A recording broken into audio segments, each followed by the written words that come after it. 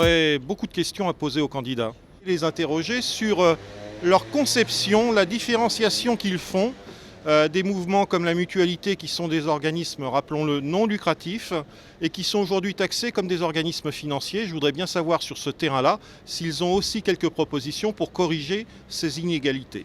Moi, ce qui me frappe cette année, c'est vraiment l'accès aux soins pour tous. Ce serait une première thématique. Et il y en a une deuxième qui me tient plus à cœur, c'est la santé des femmes.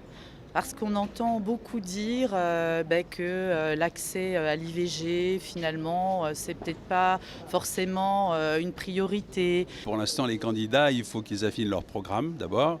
Et nous, on parlera santé. Santé, c'est très important. Nos concitoyens, il semble qu'un certain nombre de millions ne sont plus concernés par l'accès aux soins. Alors on va leur dire de faire attention à ces gens-là et puis après, essayer de faire en sorte que le réglementaire ne prenne pas le pas sur tout le reste. Le quinquennat qui vient de s'écouler et qui n'est pas encore terminé montre qu'effectivement, à changer les règles tous les matins, personne n'y comprend plus rien. On voit bien qu'aujourd'hui, il y a une espèce de débat en disant est-ce qu'on veut privatiser la sécurité sociale, ça.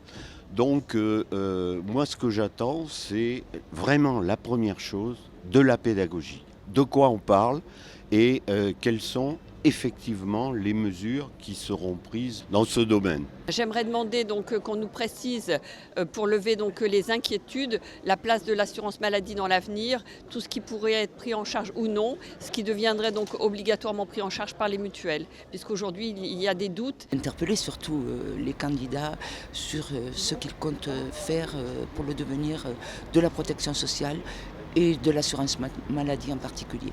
Certains candidats parlent déjà de donner aux complémentaires santé une charge supplémentaire et ça c'est inadmissible quand on sait que la complémentaire santé, ce sont les adhérents qui la payent. J'aimerais bien, notamment parce qu'on peut entendre en ce moment que les candidats et ceux qui se prononcent sur l'avenir de la sécurité sociale aient l'humilité de se renseigner avant de faire des déclarations.